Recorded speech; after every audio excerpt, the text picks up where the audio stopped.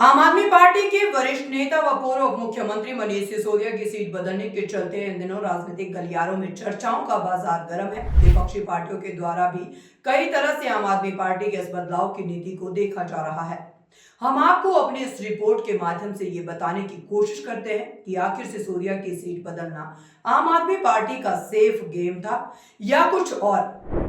दरअसल पार्टी ने इस बार मनीष सिसोदिया की सीट को बदल दिया है और इस बदलाव के पीछे कई बड़ी वजह बताई जा रही है। 2013 से सिसोदिया द्वारा प्रतिनिधित्व किए जाने वाला पटपड़गंज उनके राजनीतिक प्रभाव का प्रतीक और आम आदमी पार्टी के लिए महत्वपूर्ण चुनावी जीत का स्थल रहा है। उनकी हालिया कानूनी परेशानियों, विशेष रूप से दिल्ली उत्पाद शुल्क नीति मामले के संबंध में पार्टी की रणनीति को प्रभावित किया होगा। जमानत मिलने से पहले सिसोदिया ने कई महीने हिरासत में बिताए, जिससे उनकी अपने पूर्व निर्वाचन क्षेत्र में वापसी करने पर संकट मंडरा रहा था। तो वही अगर बात 2020 के चुनाव की करें तो सिसोदिया इसी सीट पर एक समय में काफी मुश्किल में फंस गए थे। यहाँ तक कि सिसोदिया कई राउंड तक भाजपा प्रत्याशी रविंदर सिंह नेगी से पीछे चढ़ रहे थे।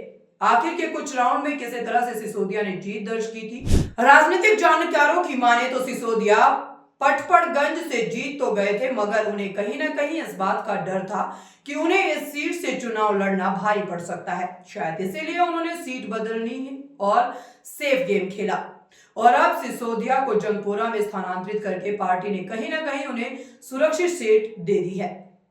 जंगपुरा की बात करें तो यहां पर आम आदमी पार्टी की अच्छी पकड़ रही है। यहां से विधायक प्रवीण कुमार को पार्टी ने जनकपुरी से उम्मीदवार बनाया है। जनकपुरी सीट पर एक तरफ निजामुद्दीन बस्ती और दरियागंज जैसे अल्पसंख्यक बहुल इलाके हैं, तो वहीं भोगल जैसे इलाके सिख बहुल है। इसके अलावा यहाँ सराय काले खां और किलोकरी जैसे गांव भी है। यहाँ समीकरण सिसोदिया के सियासत को सेव कर सकता है। फिलहाल आम आदमी पार्टी ने उम्मीदवारों की दूसरी सूची भी जारी कर दी है। दिल्ली सरकार में मंत्री गोपाल राय ने पीएसी की बैठक के बाद कहा कि आपकी दूसरी सूची में जिन प्रत्याशियों के नाम शामिल हैं, उनमें अधिकांश पार्टी के पुराने कार्यकर्ता हैं। पार्टी ने पहली लिस्ट जारी करके दिल्ली में अपने चुनाव की तैयारियों को तेज कर दिया था। दिल्ली के अंदर आज दूसरी लिस्ट जारी हुई है।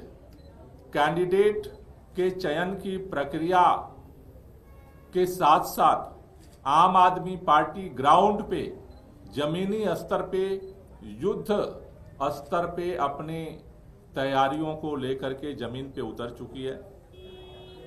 हमारे राष्ट्रीय संयोजक अरविंद केजरीवाल जी की पदयात्रा के साथ साथ दिल्ली के अंदर आज लगभग प्रतिदिन 2000 से ज़्यादा रेवड़ी पे चर्चा कार्यक्रम के माध्यम से अलग अलग गलियों में आम आदमी पार्टी के जो पदाधिकारी हैं वो जा रहे हैं और लोगों से उस पर चर्चा कर रहे हैं कि दिल्ली के अंदर जो काम अरविंद केजरीवाल जी के नेतृत्व में आम आदमी पार्टी की सरकार ने किया, वो काम पर जनता का क्या फीडबैक है, उस पर लगातार चर्चा चल रही है।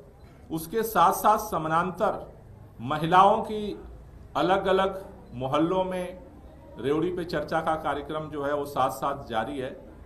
हमें भरोसा है कि ये जो दूसरी लिस्ट जारी हुई है, इससे आम आदमी पार्टी का जो चुनावी अभियान है और आगे बढ़ेगा और जनता के साथ मिल करके दिल्ली के अंदर फिर से अरविंद केजरीवाल जी के नेतृत्व में सरकार बनाने में हम सफल होंगे। बहरहाल ये तो चुनाव के बाद ही साफ हो पाएगा कि आम आदमी पार्टी का फैसला कितना कारगर साबित होता है और आम आदमी पार्टी ने जिस तरह से ये बदलाव किया है, इसका पार्टी को कितना फायदा मिल पाता है।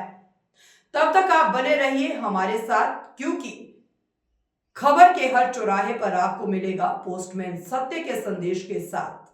जय हिंद, जय भारत।